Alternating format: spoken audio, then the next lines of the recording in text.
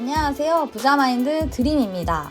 저번 시간에 메타버스의 개념부터 메타버스 산업 분석을 해봤는데요. 보시지 않았다면 메타버스 1편을 보시고 오시면 좋습니다. 오늘은 투자와 연결되는 메타버스 관련 기업에 대해 알아보겠습니다. 우리가 주목하고 지켜봐야 할 기업인데요.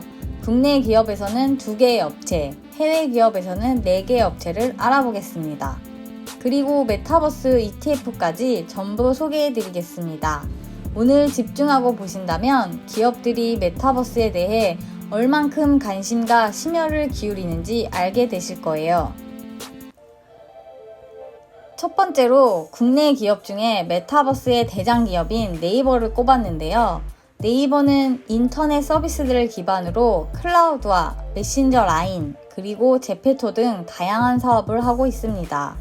그리고 네이버는 콘텐츠 또한 많이 보유하고 있는데요. 웹툰이 제일 좋은 예입니다. 네이버의 제페토는 글로벌 메타버스 플랫폼으로 성공적으로 런칭되어 다양한 회사와 협업을 하고 있는데요. 제페토는 전 세계 2억 명이 넘는 유저를 보유하고 있습니다. 제페토 안에서 여러 가지 활동을 할 수 있는데요. 메타버스 1편에서 말했던 아바타 꾸미기, 친구와의 만남은 물론 드라마 제작, 라이브 방송, 팬사인회, 시승회 등 많은 활동을 체험할 수 있습니다. 제페토 안에서 옷 만들기를 통해 수익도 창출할 수 있는데요. 많은 크리에이터들이 활동을 하고 있습니다. 네이버는 이런 것만 봐도 메타버스의 대장 기업이라고 말할 수 있습니다. 네이버의 영업이익도 살펴보겠습니다. 네이버는 올해 2분기 연결 기준 영업이익 3,356억 원, 매출 1조 6,635억 원을 올렸습니다. 매출이 지난해보다 30.4% 증가하여 역대 최고 기록을 올린 것으로 분석되었습니다. 메타버스와 관련된 클라우드와 콘텐츠 부분을 보면 클라우드는 전년 동기 대비 48.1%, 전 분기 대비로는 16.2% 증가한 949억 원을 기록했습니다.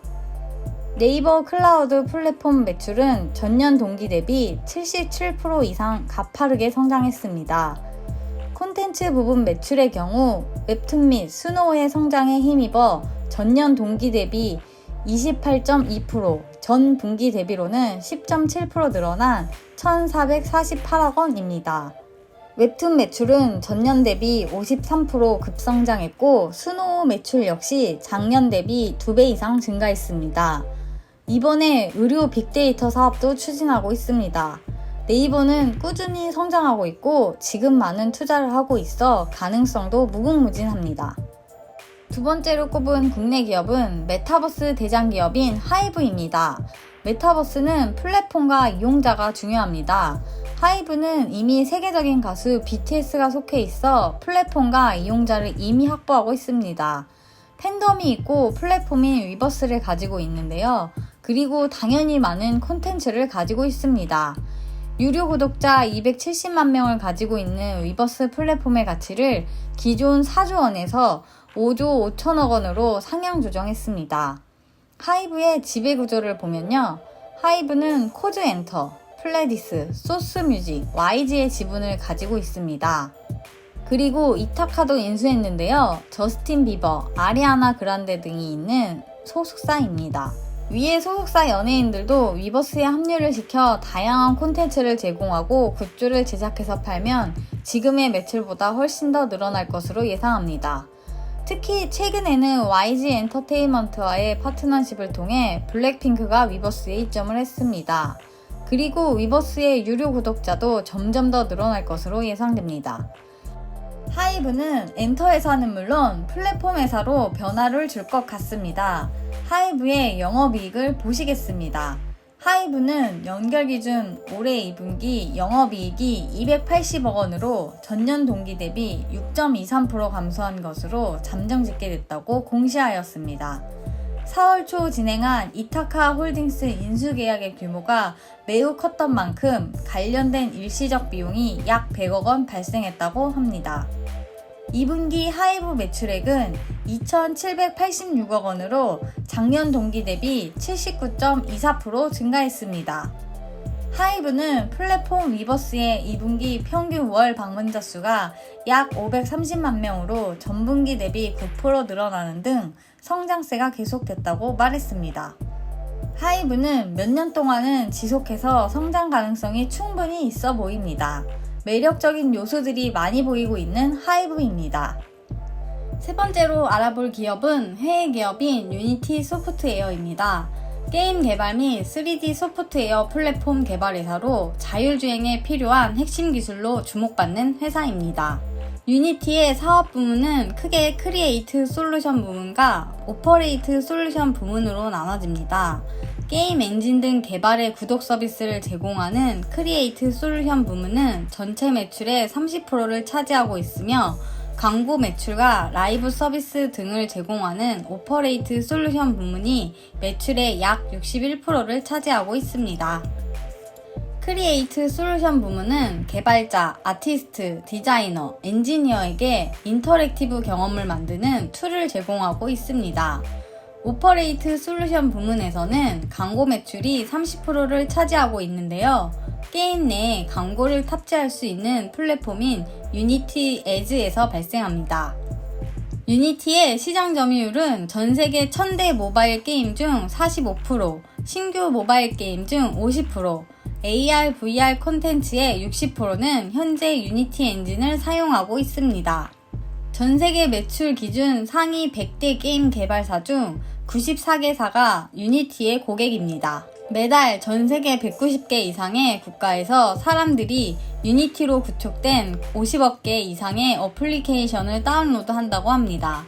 시장 점유율이 높으면 더 성장할 여지가 부족하다고 사람들은 우려하지만 게임의 산업에서도 새로운 고객이 늘어난다고 합니다.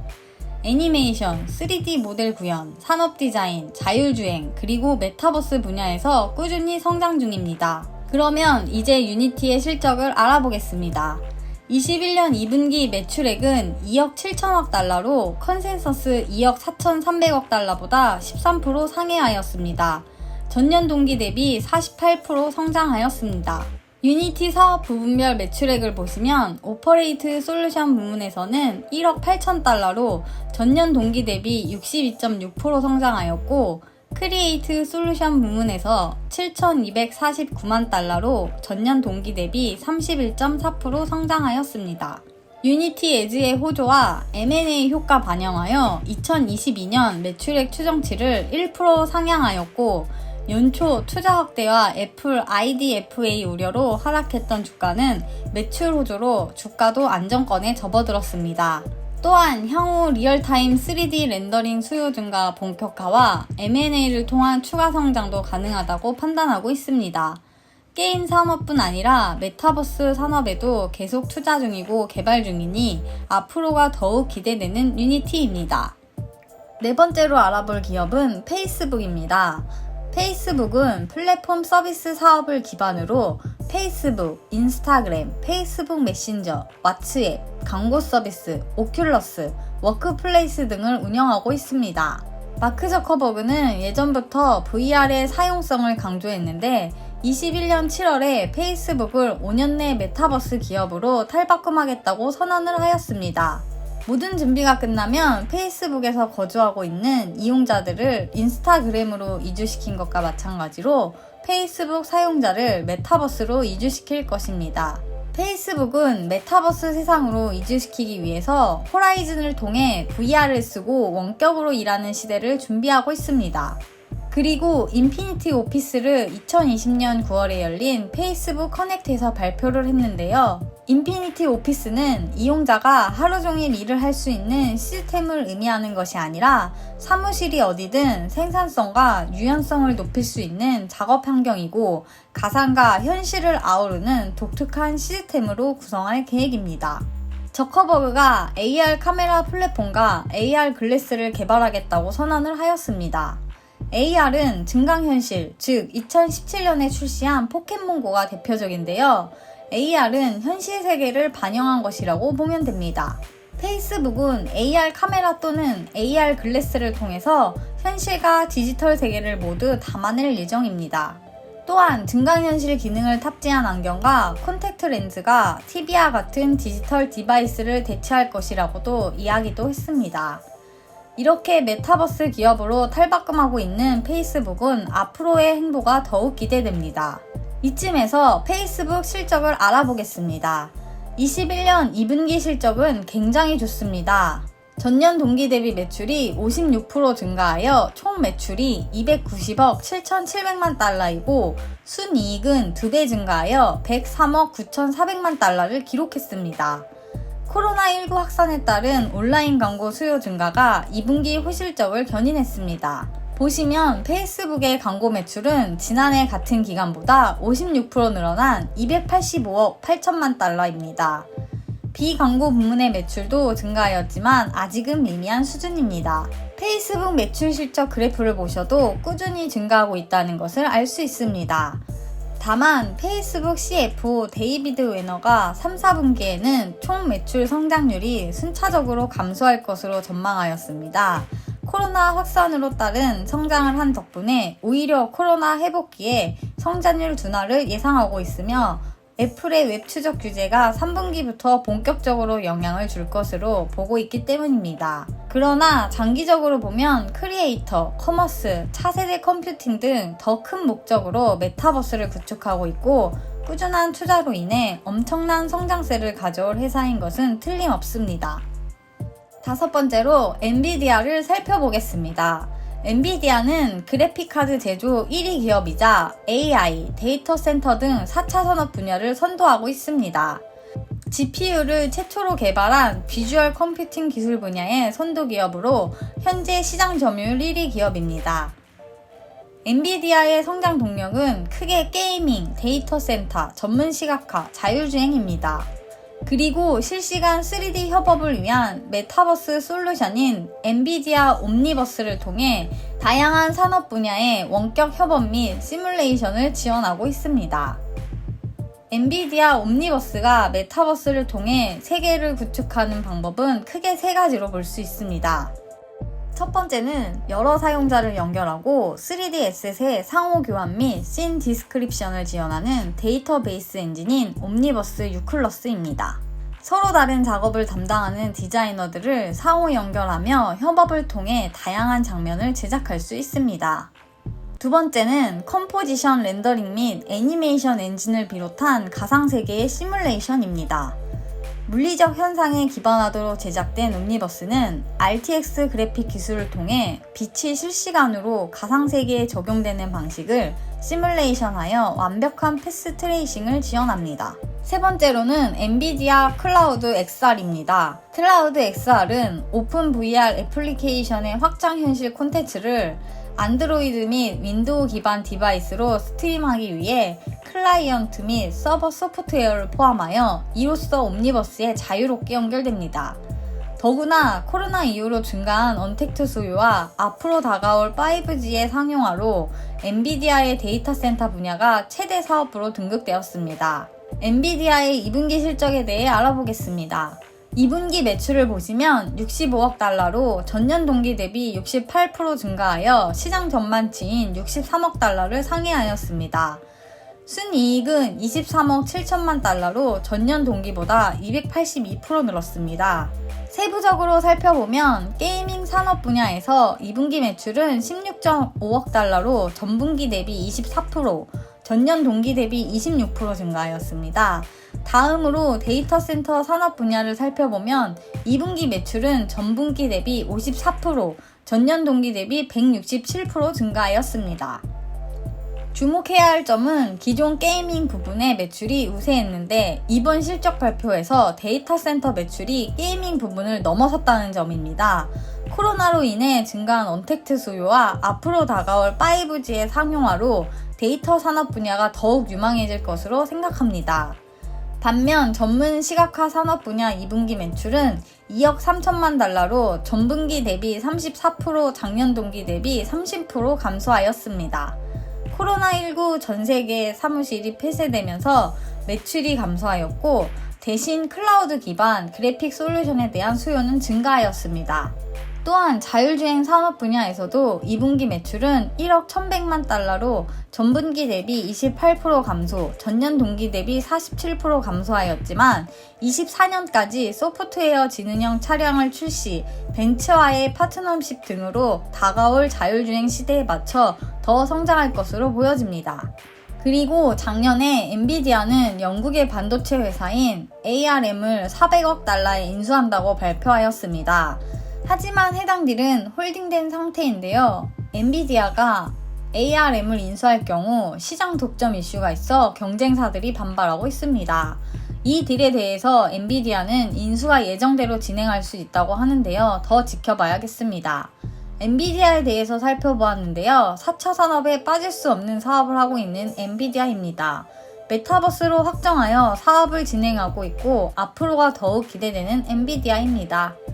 여섯 번째 회사는 우리에게 친숙한 기업인 마이크로소프트입니다. 지금 전 세계 시가총액 3위인 기업인데요. 미래 기술 산업의 유망 분야로 떠오른 클라우드 서비스, 메타버스 분야에서 성과와 성장을 보여주고 있습니다. 전 세계에서 가장 많이 팔린 비디오 게임 마인크래프트를 확보하였습니다. 또한 AR 홀로렌즈 사업에서도 의미 있는 성과를 발표했습니다. 미 육군과 AR 렌즈 공급 사업을 체결하였다고 합니다. 10년간 24조 원, 1년당 2조 4천억 원 규모로 엄청난 규모입니다. 군용 장비를 한번 납품하면 연속성을 가지고 계속 거래를 하게 될 확률이 크다고 합니다. 그리고 마이크로소프트가 이번 이그나이트 행사에서 소개한 마이크로소프트 메쉬는 혼합현실 플랫폼입니다. 홀로렌즈2나 VR 헤드셋, PC, 모바일 등 다양한 기기를 지원하는 메쉬는 현실 세계와 결합된 가상 공간에서 3D 콘텐츠나 홀로그램을 활용한 협업이 가능하도록 만들어졌습니다. 그리고 애저 클라우드를 기반으로 혼합 현실을 위한 대용량 컴퓨팅 리소스를 효과적으로 처리할 수 있게 했고 여기에 애저가 지원하는 인공지능, 보안 및 개인정보 보호 기능을 더했습니다. 메쉬를 계기로 마이크로소프트가 플랫폼 경쟁에서 다시 주도권을 가져올 가능성이 높아진 것 같습니다. 마이크로소프트의 실적을 알아보겠습니다. 2분기 실적을 보시면 총 매출액 461억 5천만 달러로 전년 동기 대비 약 21% 증가하였습니다. 영업이익은 190억 달러를 기록하였고 전년 동기 대비 약 42% 늘었습니다. 부분별로는 제품 매출이 189억 3,800만 달러를 기록했고 서비스 매출은 272억 1,400만 달러를 기록하였습니다. 이번 실적에서 큰 영향을 끼친 부분은 클라우드 사업부의 실적으로 전년 대비 약 30% 증가한 174억 달러를 기록했습니다.